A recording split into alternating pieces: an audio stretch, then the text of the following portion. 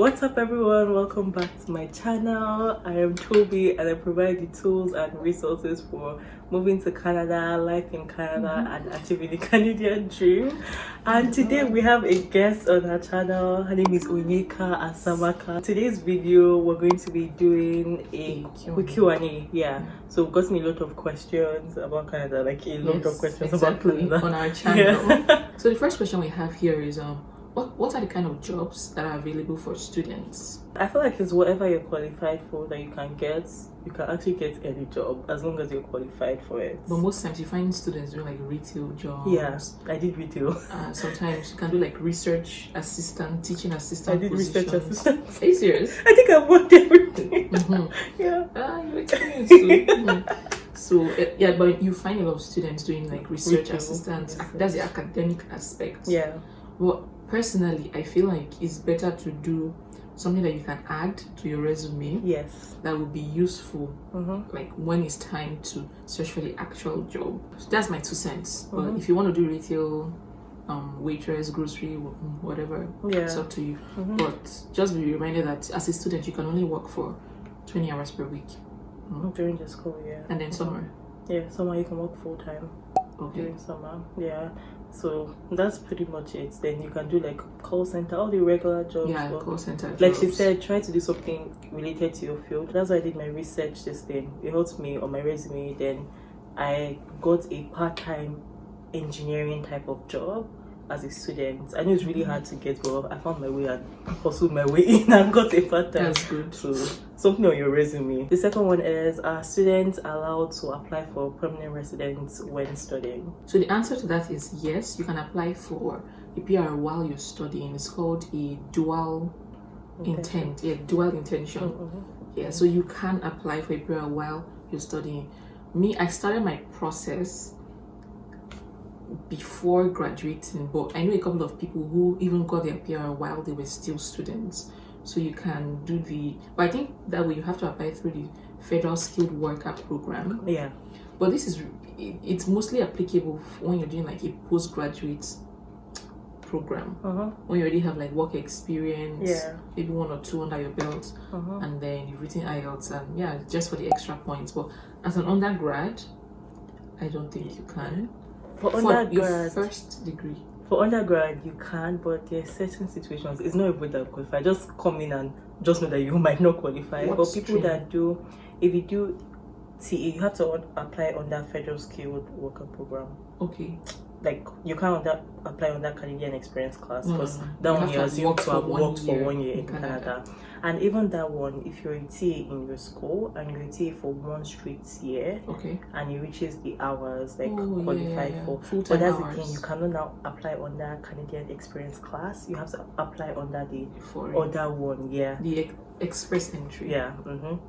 So, because in Canada, like Canadian experience class, they assume that you were not working as a student, you finished school, then you now work. So the next question is, how do I come to Canada from secondary school? So for that, you can go to a pre-university or you can go to university straight. I went to a pre-university. So for that one, I just used my Nigerian transcript from my secondary school and got into the pre-university. Then I applied to university like a regular Canadian student after that. Then if you're coming from Nigeria to enter university straight, it depends on your university. They would ask for different things. For my school in particular, most schools do this. They just ask for your WAEC results. I have a friend that she had to send, you know how you have the scratch card? So she sent it to them to check scratch card. That was in 2015. I asked her, she said she sent it to them to check the scratch card and they saw her results and all of that. The fourth question is asking for international student scholarships in Canada. I'm not so knowledgeable about that process because I didn't use it, but you can just do like a simple Google search, or better still, you can contact the school. You can also contact the school's financial aid office, just asking them if funding is available for that program that you want to study.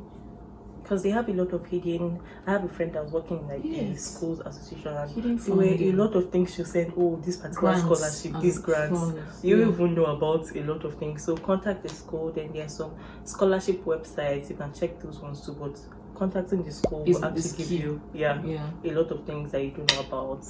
Then I don't know if the school does this, but maybe because I was in Canada, we got entrance scholarship that continued to your last year. But so I entered with scholarship. But in Canada, the scholarship isn't like America where you do like 100% scholarship or whatever. Just a small percentage of, like literally small percentage of. But So the next question, we get this one a lot, and it says, can I apply to come to Canada as a student and then stop schooling to work? Yeah, you guys don't try it though. Don't try it. Don't do it. Canada, they're very strict with immigration. First of all, if you do that, I mean, there's nothing wrong in taking a break from schooling, but you have to return to school, otherwise your school reports you to IRCC. They will come and carry you. They will come and carry you like, from the house and drop you where you came from. So I don't think that's a smart move. Don't do it, because your school, they report you like fast. Don't waste time. Another thing, it's hard to even find a job because your status will be as a student. So you're limited to just 20 hours per week. And your social insurance number will expire. Like your study permits, some people they give them 1 year, some people they give them 4 years or 3 years, depending on your school duration and just depending on you. So your social insurance number is based on your study permits. So what will you now do after? And to apply for a new study permit, you need to show your graduation or something. No, like your school session to show that you've been in school. Exactly. So it's not a win-win situation. You will lose. And honestly, it's hard to live here illegally. Like it's the just system will fish you out. You need to go back accounts. You need to rent house. The system will fish you out. Just come and have peace of mind. If you can't really like maybe afford the student route, think of another route to come through. Just have peace of mind, basically. Essentially. This is another question. I'm over 40 and I want to come to Canada with my wife and children. How can I come? I get this question a lot. You get it? A lot. And sometimes I feel like I don't know what to say. Because when you're over 40, anyways, things are different for people. So this one, yes, you can come. You're sometimes some people ask me if they can come as a student. Chances of you getting that visa is very slim because your age is going to play a factor. So you can come as a student, but getting the visa is the issue. You can also apply through like express entry, but that's the thing, provisional nominee. But for express entry, you get 0 points for age. Once you're over 30, you start losing points for age. So that's cool. So if you're with your spouse, if the person has more like points, the person should be the principal applicant, then you guys have to smash your IELTS exams. You have to smash your many IELTS exams. Then if you have more degrees like PhD, you'll be able to do that. Professional degrees and things like that. But you can go through the express entry table and see how many points you guys can get together. And if you qualify, you qualify. If you don't qualify, you don't qualify. That's how it is. I feel like it's straightforward. So if you don't qualify, you can think of other ways to boost it or think of other immigration pathways. Okay, so next question. I'm expected to resume in a few weeks, but my visa is still not out. What can I do? So for that one, I would say to defer your admission. So contact your school. I think contacting the school first is the first step to let them know your situation. I think I almost deferred. Not like deferred, but I almost like entered this kind of situation. Like my visa came out literally days before my resumption, so I was just patient. But my plan was to contact the school, letting them know that I'm going to be a few days late, and if they can understand. But that didn't happen, luckily. But if that's your situation, contact the school and let them know your situation. Can advise you on what next to do. Because if you're going to be like a few weeks late, it won't be bad. But if it's like a month late, honestly, midterms will be very soon, things like that. You can't really catch up, so there's no points. And you don't want them. They also have this thing of how, like, when they can refund your money back.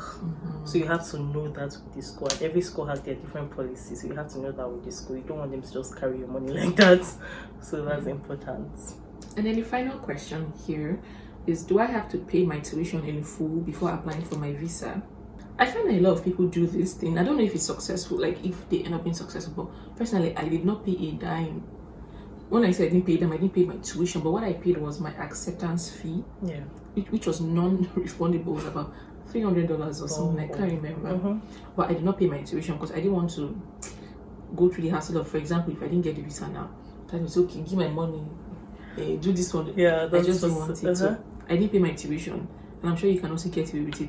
I don't even think paying the tuition will guarantee anything for you. I bet some people do it to show like commitment, or in the eyes of the visa officers, I don't think it does anything for them. So. If your package is not well put together, then they might turn it down. Like if your package is not well put together, but you still paid your tuition, it can still turn it down. Then you have to start saying, school, give me messaging school to give you your money, things like that. I'll just say focus more on your application, your statement of purpose, and there's just a level of confidence you feel when you know that you have nothing wrong with you. You get what I mean? There's some people that are just too scared that but Canada is very unpredictable. Are you serious? I think people are scared of it. I know people that the package was good, but they still got denied. I don't know why. So just try your luck. Yeah. So come to the end of this video. I hope we're able to answer some of your questions. These are common questions, so I'm sure we've answered at least 50% of the questions.